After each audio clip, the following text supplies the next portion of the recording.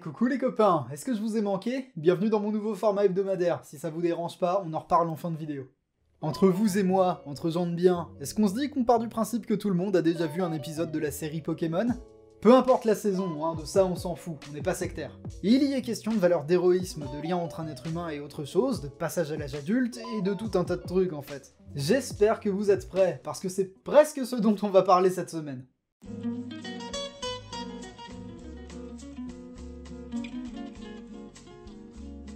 Ouais, j'ai un générique maintenant, je trouve ça plutôt sympa, mais faudrait que je songe à me faire composer ma propre musique. Comme l'introduction le supposait, deux choses. La première, la licence Pokémon a été et est toujours un raz-de-marée culturel et surtout commercial. Les jeux ont donné naissance à la série, à des mangas, des restaurants, des slips, plus ou moins tout en fait. Mais surtout, la formule Pokémon paraissait tellement simple à reproduire que beaucoup s'y sont essayés. Les quelques plus vieux d'entre vous se souviendront sans aucun souci de la presse spécialisée de l'époque, qui s'inventait des licences censées tuer Pokémon à peu près tous les mardis. Pardon, c'est rigolo. Oh no! Même si ce contexte de capitalisme sauvage semble me mener à une digression infinie, dites-vous que c'est quand même bien de séries animées dont on va parler. Parce que le sujet chez moi c'est toujours ça, c'est l'animation. Je crois qu'à ce stade, vous l'avez compris, on va parler de la série Pokémon et de son modèle narratif. C'est bien huilé comme machine, c'est jamais qu'une pantousième relecture du monomythe de Joseph Campbell. C'est pas très dur à comprendre. Sacha est appelé à l'aventure, Sacha passe des épreuves, Sacha gagne des trucs, Sacha gagne ou perd la ligue, revient au monde ordinaire, même si ça c'est mieux montré dans les jeux, et pour finir, Sacha s'en va vers les horizons lointains du prochain jeu ou de la prochaine console Nintendo à vendre. C'est simplissime et super efficace comme modèle, tellement peu complexe que plus ou moins tout le monde s'y est essayé. Vous connaissez toutes et tous des exemples, comme je sais pas moi, Koei Tecmo avec Monster Rancher, Bandai avec son Digimon, ou mon préféré de tout le lot, Imagineer avec Medabots. Ou Medalot si vous êtes japonais, mais moi je l'ai découvert sur la télé publique française. Medabots est donc une série animée de 1999, réalisée par Tensai Okamura chez l'aujourd'hui défunt studio Beatrain. C'était une filiale du beaucoup plus gros production IG, l'attaque des titans blablabla, mais qu'à titre personnel, je connais surtout pour le bahut des tordus. Et promis, on en reparlera un jour. Oh ouais. Beatrain a été dans l'histoire plus qu'un simple studio. C'était d'une certaine manière le rejeton de Koichi Mashimo, un réalisateur d'animé complètement borderline dont je vous conseille tout spécialement le travail, et plus précisément la trilogie des filles avec des flingues, à savoir Noir, Madlax et El Cazador de la Bruja. Mais plus qu'un homme connu pour ses accidents de ski ou sa forte propension à créer des animés en brainstorm sous l'influence de l'alcool, Koichi Mashimo est un professionnel reconnu du secteur de l'animation et un témoin actif du climat de travail d'une industrie en crise. Tout spécialement effroyable au Japon.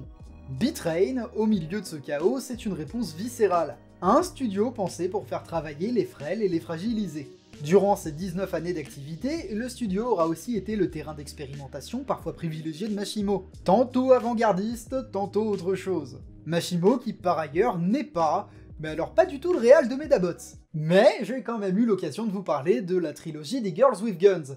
Alors, ça va. Non, encore une fois, l'anime Medabots, au milieu de tout ça, c'est une série intéressante, parce que, comme expliqué au début, extrêmement codifiée par son appartenance à un genre. Un sous-genre du shonen qui menace à tout moment de se casser la gueule sous son cahier des charges. Regardez des conneries comme Bakugan ou Beyblade là, vous allez comprendre. Oh, et je vous vois venir, bande de petits margoulins. La question, c'est pas tellement de savoir qui est le meilleur, et si effectivement, une fiole de Medabots, ça vaudrait un baril de Digimon. C'est des jugements de valeur complètement dégueulasses, on n'est pas là pour ça, j'ai pas le temps, et puis c'est important de pouvoir apprécier ce qui vous fait vibrer quand même. C'est le point levé. La question, c'est plutôt de savoir reconnaître les spécificités de chaque itération de ces séries, leurs thèmes communs et ce qui fait leur grandeur. Là, par exemple, Medabots. On y suit les aventures d'un certain Ikki et de son pote robot-jouet Metab.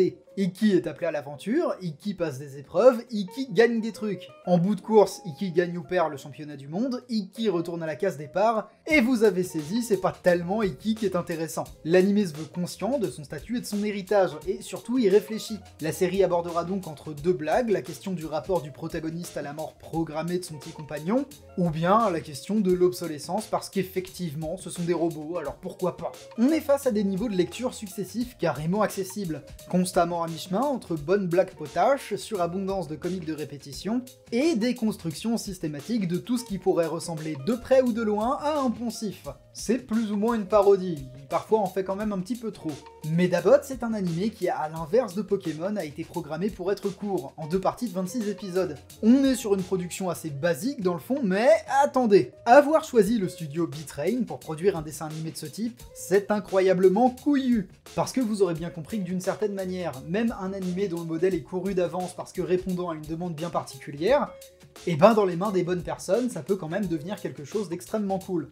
D'une certaine manière, c'était déjà surprenant de voir se succéder entre autres un grand nombre de réalisateurs différents d'un épisode à l'autre. Beaucoup plus que sur un Pokémon ou un Digimon par exemple. De manière souvent assez imprévisible. Parce que si en termes de staff, vous étiez prêt à voir se succéder quelques visages connus de Beatrain, de IG ou je sais pas moi de Tatsunoko en remontant un peu, et ben moi je l'étais vachement moins devant des épisodes comme le 49 de Masahiro Ando, le 43 de Takahiko Oshiai, ou même le 14 de Hiroyuki Imaishi. Le réalisateur de Gurren Lagann y a connu son heure de gloire, presque 10 ans avant Gurren Lagann et surtout 20 ans avant Promare. Vous êtes allé voir Promare? Moi j'y suis allé 3 fois, comme ça. Cet épisode 14 est un cas d'école à lui tout seul, parce qu'on y remarque déjà tout ce qui fait le charme d'Imaishi, et plus largement de Trigger. Le découpage de l'action, l'agencement des plans complètement over the top, les poses, et même une relecture plutôt subtile du chara-design. Et rien que ça pousse mémé dans les orties, quand bien même les robots ça vous ferait chier. Mais ça, ce serait un peu dommage quand même. Pour ce qui est de l'animation, c'est sensiblement la même chose. Bon, je prends des pincettes, parce que c'est quand même un animé qui est sorti vachement avant qu'on ne commence à se poser ces questions-là, de savoir précisément qui a fait quoi. Sakuga Boru ne sait pas tout, nous non plus, tristement, personne en fait. Il y a encore beaucoup de travail à faire en matière d'historiographie de l'animation japonaise comme ça, même si ça s'améliore, faut pas être pessimiste. On se surprendra dans Medabots à voir du Yu Yoshinari pré-Trigger, qui fait ici un joyeux duo avec Toshiyuki Inoue. On verra aussi de sacrées masterclass de character acting de la part de Hirofumi Suzuki si on cherche un peu. C'est sans doute le plus gros point fort de Medabots. Si vous avez l'œil et que ça vous intéresse, continuez de forer et vous verrez s'offrir à vous des couches successives de savoir-faire. Comme des petits bonbons pour les yeux, mais qui se seraient perdus dans le temps. La conclusion de cette histoire, c'est... regardez Medabots. Vous êtes fan de Pokémon? Medabots c'est essentiel. Vous aimez les blagues sur les arbitres? Medabots. Vous êtes sensible au changement de réal d'un épisode à l'autre? Space Dandy. Mais Medabots, ça marche aussi. Pour ce qui est du reste de l'œuvre de Beatrain, on y reviendra dans d'autres vidéos, parce que c'est bien. Voilà! Abonnez-vous, partagez la vidéo, n'hésitez pas à commenter, voilà, liker, je ne sais pas, et puis on se revoit un autre samedi matin. Bisous tout doux! Voilà, maintenant que cette vidéo est terminée, on va pouvoir parler de 2 ou 3 petites choses. La première, oui, je sais, ça fait quelques mois que j'ai pas sorti de vidéo ici, mais je savais pas trop quoi faire comme vidéo sur cette chaîne. Maintenant je sais, ce que j'ai envie de faire, c'est voilà, c'est ce que vous avez vu aujourd'hui. C'est sensiblement la même chose qu'avant, peut-être un petit peu moins clean, un petit peu moins travaillé, un petit peu plus cassé, dans une esthétique qui me ressemble peut-être un petit peu plus. J'aime bien cette idée, ça sortira le samedi matin, et ça s'appellera Samedi Matin, parce que ça sort le samedi matin. J'ai aussi un décor chez moi, avec du son qui baffe peut-être un peu, une image qui est peut-être un petit peu moins belle, mais c'est le mien, je peux filmer quand je veux. Ce sera amené à s'améliorer avec le temps, tout ça, vous savez. Du coup, voilà, j'ai démarré des études de cinéma pour pouvoir améliorer le contenu des vidéos. Bon, je vais essayer d'écrire un petit peu plus vite, ce sera peut-être un petit peu moins carré qu'avant, mais ça répond à une esthétique qui est chère à mon cœur, voilà. Moi, ça me fait plaisir de faire évoluer ce que je fais. J'espère que ça vous plaira. Et j'ai pas grand chose de plus à vous dire en fait. Si éventuellement j'ai lancé un Tipeee qui est disponible dans la description si ça vous intéresse. Et si vous souhaitez me soutenir, ça n'engage à rien, ça n'appelle à rien. Vous n'êtes pas obligé de le faire, mais voilà, il est là. On m'avait demandé de l'ouvrir, alors ça y est, j'en ai ouvert un. Bon, et ben c'est bien, on a fait le tour, c'était vachement plus rapide que ce que je pensais. Et moi je vais vous dire à un prochain samedi matin.